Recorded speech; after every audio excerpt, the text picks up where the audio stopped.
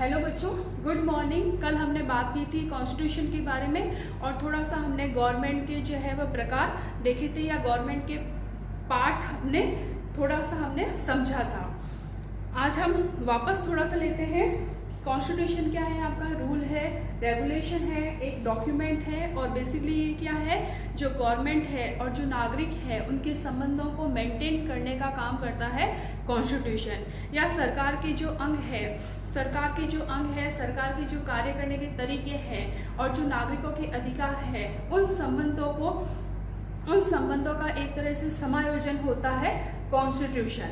जैसे कि political philosopher बुल्जे ने कहा है कि कॉन्स्टिट्यूशन क्या है, जिसमें सरकार की शक्ति होती है और शासितों के अधिकार यानी कि जनता के अधिकार होते हैं, जनता की ड्यूटीज होती हैं, इन दोनों का समायोजन जो है वो कॉन्स्टिट्यूशन के अंदर होता है। कॉन्स्टिट्यूशन के अंदर गवर्नमेंट के बेसिकली 3 पार्ट होते हैं, आप सभी को पता है, व्यवस्थापिका, कार्यपालिका और न्यायपालिका। लेजिस्लेचर, जुडिशरी और एग्जीक्यूटिव। व्यवस्थापिका के अंदर आप सभी को पता है कि पार्लियामेंट होता है, पार्लियामेंट के 2 पार्ट होते हैं, लोकसभा और राज्यसभा। जुडिशरी क्या करती है, अगर किसी कानून के संबंध में अगर कोई विवाद उत्पन्न हो जाए तो उस पर निर्णय देने का अधिकार जो होता है वो हाई कोर्ट या सुप्रीम कोर्ट का होता है। एक होता है आपका सुप्रीम कोर्ट, डिस्ट्रिक्ट लेवल पर आपके डिस्ट्रिक्ट कोर्ट भी होते हैं और आपका जो स्टेट लेवल पर होते हैं आपके हाई कोर्ट। अगर संसद कोई कानून बनाती है तो उसको लागू करने का काम किसके द्वारा होता है? एग्जीक्यूटिव डिपार्टमेंट के द्वारा होता है, जिसके अंदर आते हैं आपके पीएम, प्राइम मिनिस्टर आते हैं, मिनिस्टर ऑफ काउंसिल आते हैं और आते हैं आपके प्रेसिडेंट। ठीक है ना? तो ये सारी चीजें जो है वो किसके अंदर आती हैं? एग्जीक्यूटिव डिपार्टमेंट के अंदर आता है। पीएम आता है, मेंबर ऑफ जो मिनिस्टर ऑफ काउंसिल है वो आता है और आपके आते हैं प्रेसिडेंट जो है वह आते हैं। ओके बच्चों, आज हम पढ़ेंगे कॉन्स्टिट्यूशन के प्रकार के बारे में। कॉन्स्टिट्यूशन के प्रकार, सबसे पहले ओरिजिन के बेस पर कॉन्स्टिट्यूशन, उत्पत्ति के आधार पर कॉन्स्टिट्यूशन जो है वो 2 प्रकार का होता है।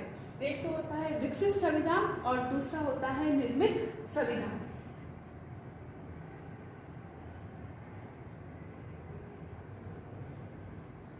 ठीक है बच्चों, उत्पत्ति के आधार पर संविधान आपका 2 प्रकार का होता है, विकसित जिसको बोलते हैं हम इवॉल्व और निर्मित एनैक्टेड संविधान। विकसित संविधान बेसिकली वे संविधान होते हैं जो प्रथाओं, परंपराओं और न्यायालय के निर्णय पर आधारित होते हैं।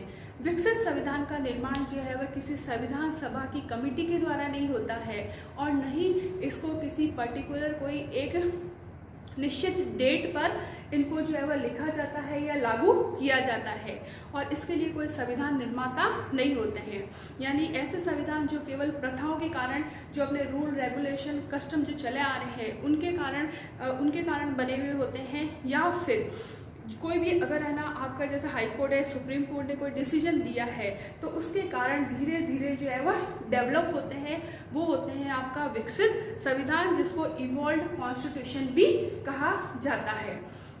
इसका सबसे अच्छा उदाहरण है इंग्लैंड में आपका जो है वो क्या है?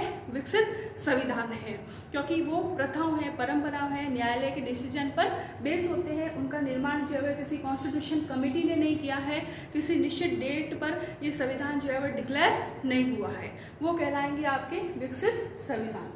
अगर हम बात करें निर्मित संविधान, एनैक्टेड संविधान के बारे में, तो निर्मित संविधान वे संविधान होते हैं जिसका निर्माण जो है वह संविधान सभा की जो है कमेटी के द्वारा होता है, जिसको एक निश्चित तिथि पर डेवलप किया जाता है, लागू किया जाता है और उसका निर्माण जो है वह संविधान निर्माता, जो संविधान बनाने वाले हैं, उन व्यक्तियों के द्वारा जो है वह किया जाता है। फॉर एग्जाम्पल भारत का संविधान है, तो भारत के संविधान के रचिता कौन है? डॉक्टर भीमराव अंबेडकर, या निर्माता कौन है? डॉक्टर भीमराव अंबेडकर। हम सबको पता है कि भारत का संविधान जो है वह 26 जनवरी 1949 को क्या किया गया? अंगीकृत किया गया।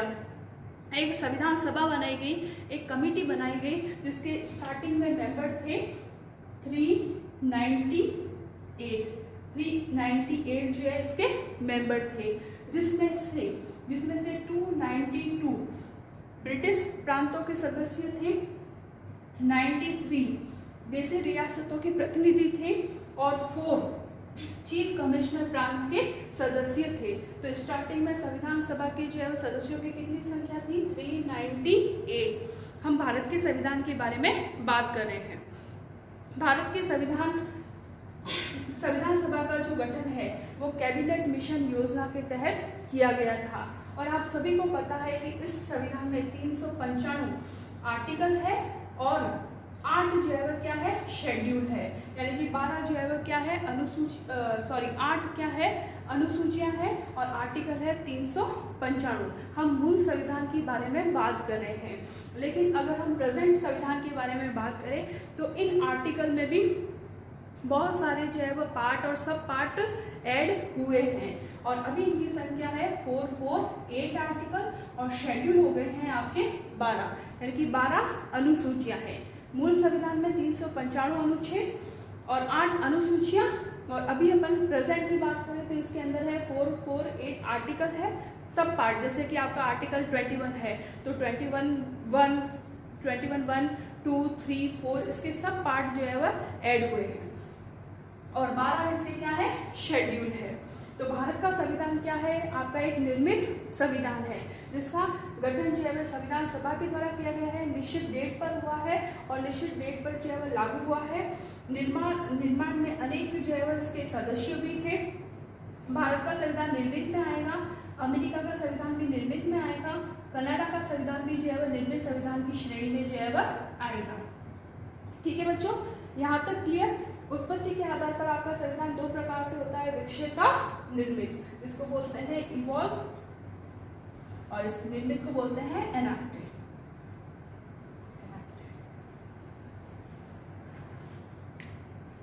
फिर हम लेते हैं लॉ के आधार पर और कस्टम के आधार पर संविधान का प्रकार। लॉ के आधार पर यानी कि जो आपकी प्रथाएं हैं, कानून के आधार पर संविधान को फर्दर और 2 भागों में डिवाइड किया गया है, कस्टम के आधार पर और लॉज के आधार पर संविधान। ये होता है आपका अनरिटन और क्या होता है? रिटन, यानी कि लिखित संविधान और अलिखित संविधान। पहले हम बात करते हैं लिखित संविधान के बारे में। ऐसा संविधान जिसके सारे जो है वो प्रपत्र होते हैं, डॉक्यूमेंट होते हैं, वो किसी मूल प्रपत्र पर लिखे गए हो, यानी कि उसकी सारी चीज़ें जो है वो डॉक्यूमेंट में सेट होती है, वो संविधान क्या होता है? आपका लिखित संविधान होता है। और बेसिकली ये संविधान जो होते हैं वो क्या होते हैं? निर्मित भी होते हैं और थोड़े से कठोर भी होते हैं। निर्मित भी होते हैं और कठोर भी होते हैं, यानी कि उसकी सारी चीज़ें जो है वह किसी मूल प्रपत्र में या डॉक्यूमेंट में या किसी दस्तावेज में लिखी गई हो, उस संविधान को जो है वह लिखित संविधान कहा जाता है। जैसे भारत का संविधान है वो लिखित संविधान की श्रेणी में आएगा, यूएसए का संविधान है वो भी लिखित संविधान की श्रेणी के अंदर आएगा।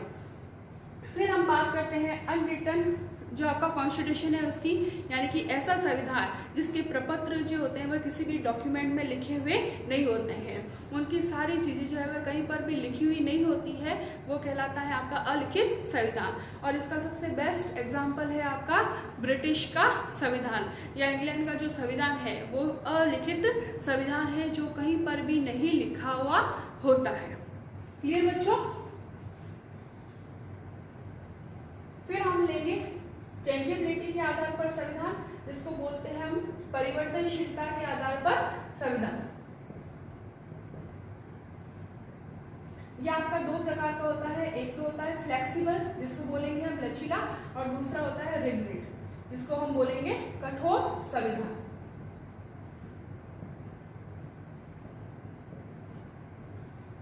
लचीला संविधान, लचीले संविधान के अंदर सामान्य कानून और संवैधानिक कानून के अंदर कोई भी भेद नहीं किया जाता है, मतलब कोई भी डिफरेंशिएट नहीं है। जैसे कि आपके सड़क पर चलने के नियम भी सेम है, मतलब कोई टफ नियम नहीं है, उनमें चेंजेस किया जा सकता है। उसी प्रकार से आपका जो कॉन्स्टिट्यूशन लॉ है उसमें भी इजीली चेंजेस किया जा सकता है। वो होता है आपका लचीला संविधान। और सबसे ज़्यादा लचीला संविधान जो है वो इंग्लैंड का संविधान है। इंग्लैंड में सड़क पर चलने के नियमों में भी आसानी से चेंज किया जा सकता है, और अगर आपका अदर कोई कॉन्स्टिट्यूशन लॉ है तो उसमें भी इजीली चेंजेस किया जा सकता है। लेकिन हम कठोर संविधान की बात करें तो कठोर संविधान में जो है वह संविधान के अंदर चेंजेस इजीली नहीं किया जाता है। उसमें संवैधानिक कानून और सामान्य कानून में भेद होता है। जैसे सड़क पर चलने के लिए नियमों के लिए अलग कानून होगा, और उसी टाइप से जो आपकी हत्या है, चोरी है, डकैती है, या फिर राष्ट्रपति की जो है चुनाव प्रक्रिया है, तो उनके कुछ फिक्स नियम निर्धारित किए गए हैं। या पंचायती राज्य व्यवस्था है, तो इन संवैधानिक कानूनों के अंदर और जो आपका जनरल कानून है उनके अंदर जो है वह डिफरेंशिएट जो है वह किया जाता है। उसको बोलते हैं हम कठोर संविधान। कठोर संविधान जो है वह सबसे ज़्यादा है यूएसए का संविधान जो है वह सबसे ज़्यादा जो है वह क्या है, कठोर है।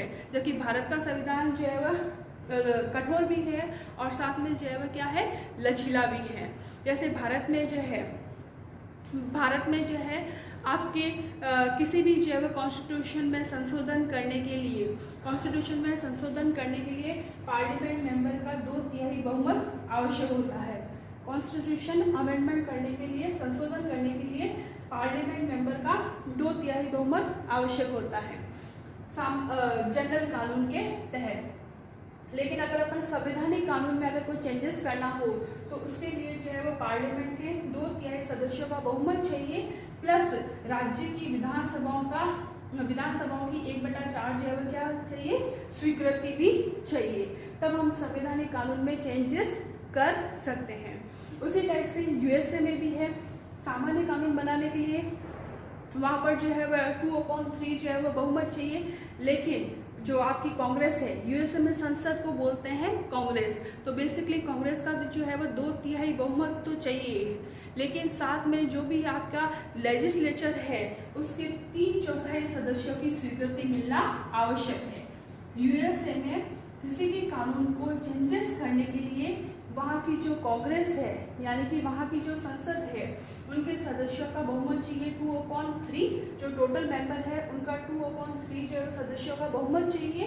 साथ में जो भी आपकी जो व्यवस्थापिका है, जो लेजिस्लेचर है, उनके सदस्यों की जो स्वीकृति चाहिए, जिनकी संख्या होती है 3/4।